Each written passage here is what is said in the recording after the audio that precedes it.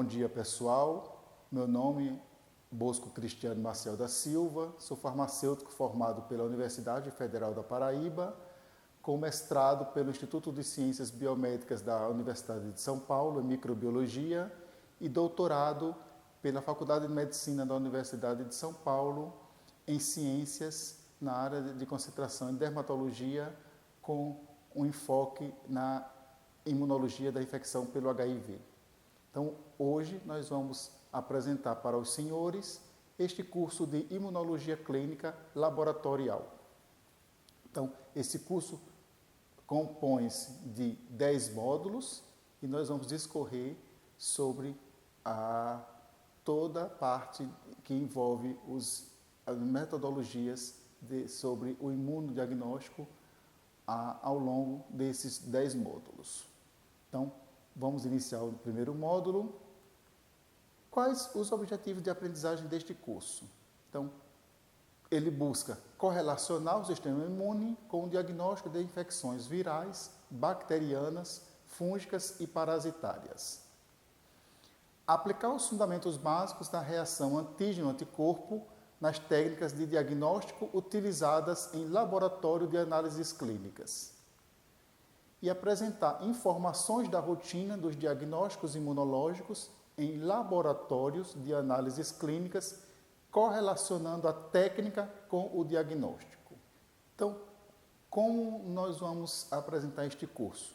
Então, o conteúdo programático, nós vamos falar sobre a imunologia no laboratório de análises clínicas, as técnicas imunoclínicas e os fatores interferentes, sobre os anticorpos monoclonais e policlonais e a aplicação destes anticorpos no diagnóstico, as reações de aglutinação e inibição da aglutinação, as reações de precipitação, onde nós vamos falar sobre as técnicas de imunodifusão dupla e imunodifusão radial, e também sobre a imunoeletroforese, o radioimunissaio, e finalmente nós vamos entrar nas técnicas mais avançadas, né, os métodos imunoenzimáticos, como o ELISA e o ELISpot, a imunofluorescência, a citometria de fluxo e finalizando, então vamos falar sobre os testes rápidos que surgiram aí por volta do final da década de 80. Então, iniciando o nosso curso, qual vem a ser a origem da imunologia? Então, a imunologia ela surgiu inicialmente como um ramo da microbiologia e com o passar do tempo ela realmente criou sua independência e passou a ser estudada sozinha como uma ciência. E o que vem a ser imunidade? A palavra imunidade ela tem origem latina, ela veio da palavra immunitas, que seria uma proteção que os senadores romanos tinham contra as demandas judiciais na Roma antiga. Então, devido a essa proteção que os senadores tinham, então associou-se isso ao sistema humano, ao sistema biológico, e criou-se o termo imunidade. Ele significa uma proteção contra doenças, sobretudo contra as doenças infecciosas. O sistema imune. O sistema imune, então, corresponde ao conjunto de células e moléculas de defesa que são eficazes com a capacidade de distinguir o que é perigoso para o organismo e proteger o organismo contra os diversos tipos de patógenos. Esse sistema imune também ele se comunica através de sinais que são mediados tanto por citocinas como de mediadores. E a resposta imune? O que vem a ser uma resposta imune? Ou resposta imunológica? Então, ela vem a ser uma resposta coletiva e coordenada através de células e moléculas de defesa contra substâncias estranhas. A imunologia clínica.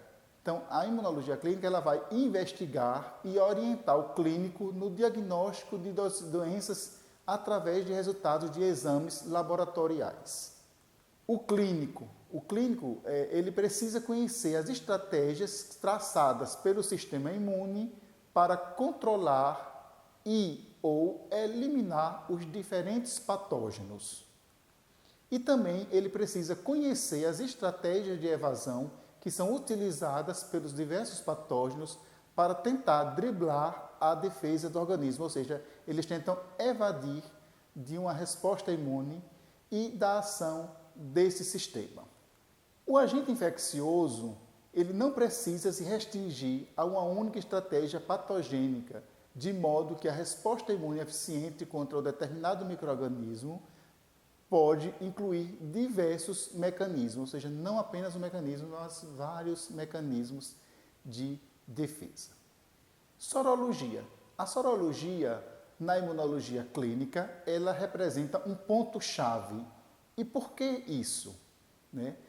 A principal importância ela reside na possibilidade de pesquisarmos anticorpos ou antígenos específicos através de testes rigorosamente padronizados.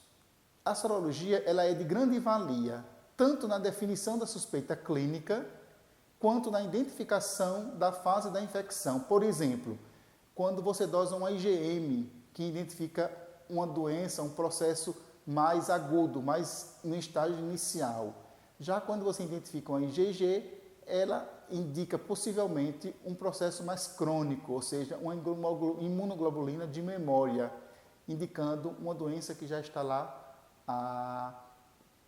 no organismo há bastante tempo. Diagnóstico de doenças congênitas. Seleção de doadores e receptores, tanto de sangue como de órgãos. Na avaliação do prognóstico de uma doença. Na avaliação da eficácia terapêutica. Na avaliação da imunidade adquirida ou induzida.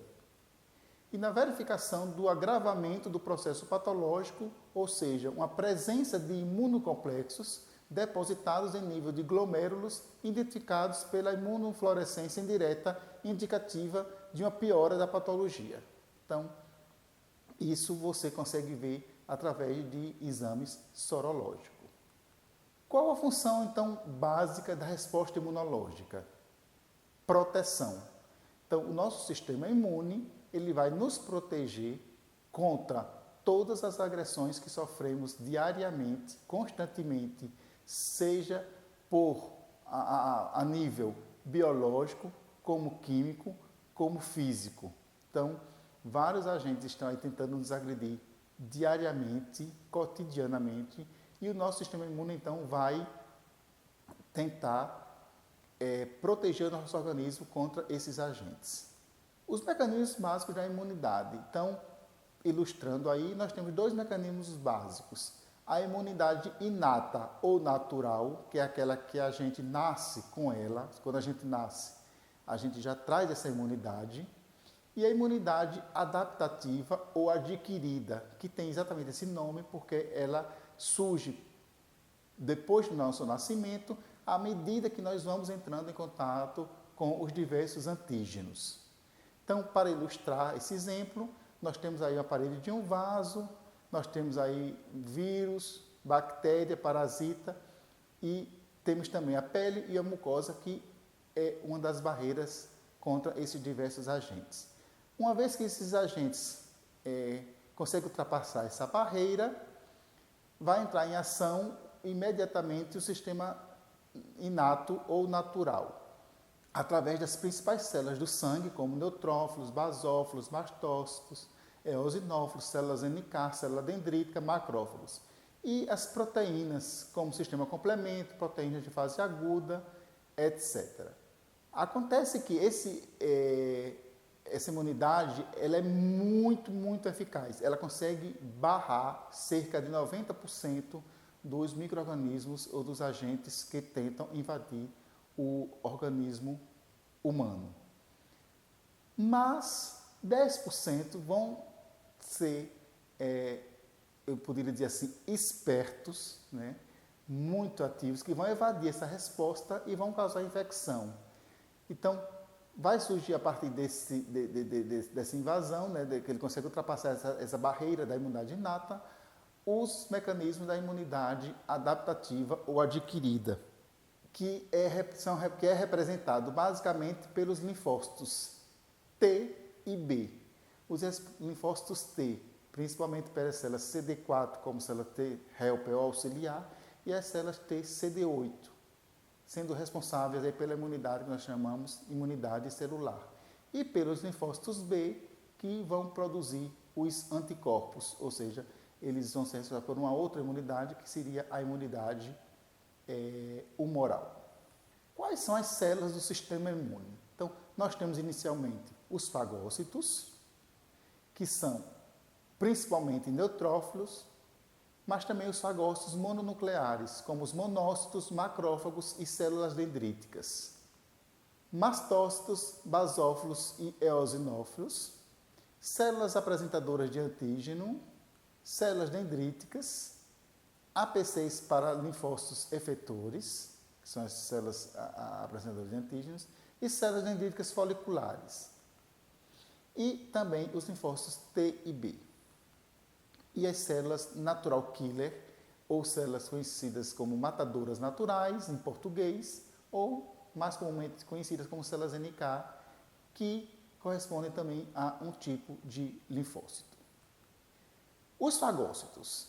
Os fagócitos, eles são células cuja função primária é identificar, ingerir e destruir micro-organismos. Os principais fagócitos que nós conhecemos são os neutrófilos, que são leucócitos polimorfonucleares.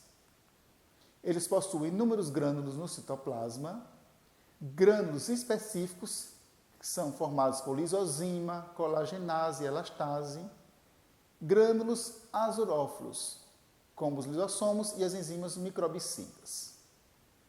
São células esféricas, medindo de 12 a 15 micrômetros de diâmetro, possuem numerosas projeções membranosas.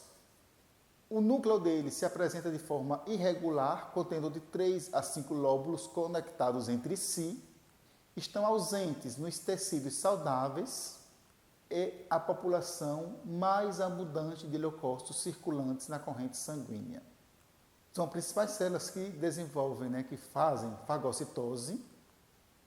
E nós temos, depois dos neutrófilos, os fagócitos mononucleares, que formam o sistema fagocítico mononuclear. Essas células do sistema fagocítico nuclear, elas têm como função primária a fagocitose. As funções centrais, tanto na imunidade inata como na imunidade adaptativa.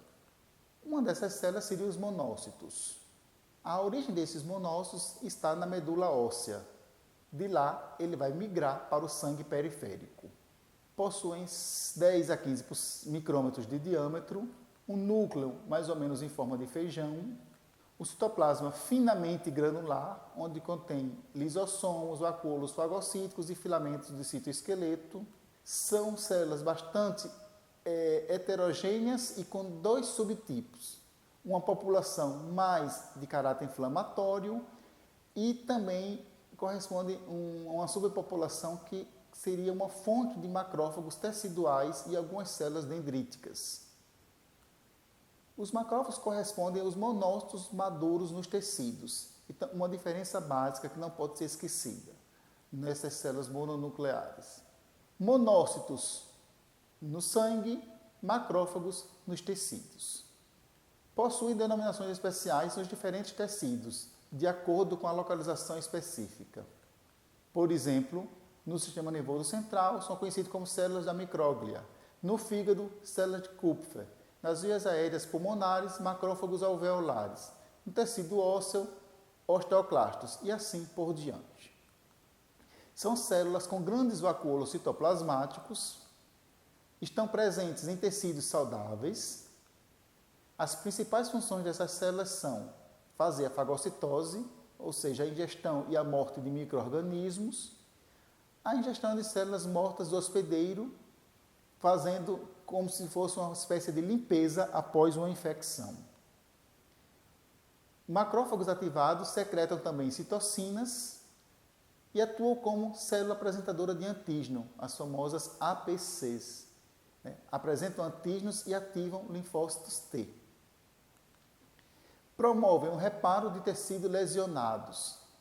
Isso leva tanto ao estímulo ao crescimento de novos vasos sanguíneos, conhecido como angiogênese, e a síntese da matriz extracelular, que é rica em colágeno, levando à fibrose. Bom, aqui nós podemos ver os fagócitos mononucleares. Esses monócitos vão dar origem tanto aos macrófagos como às células dendríticas, nos tecidos linfóides e no tecido periférico. Então, inicialmente, na medula óssea, nós temos a célula tronco hematopoética, que vai dar origem a um precursor único, que é o precursor de monócito de célula dendrítica. Então, uma linhagem vai dar origem ao monoblasto, que no sangue vai se transformar em monócito. E no tecido linfóide, no tecido periférico, vai dar origem ao macrófago, que vai se subdividir. Ou ele vai ser ativado e vai corresponder finalmente ao macrófago ativado, ou vai se diferenciar naquelas células que eu falei anteriormente, que recebem denominações diferentes de acordo da sua localização.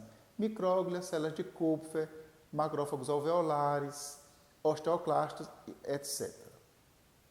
E nós temos um outro precursor, que é o precursor comum da célula dendrítica, que no sangue vai se transformar em uma célula dendrítica pré-convencional ou uma célula dendrítica plasmocitoide, e que nos tecidos linfóides, no tecido periférico, vai dar origem à célula dendrítica convencional e à célula dendrítica plasmocitoide.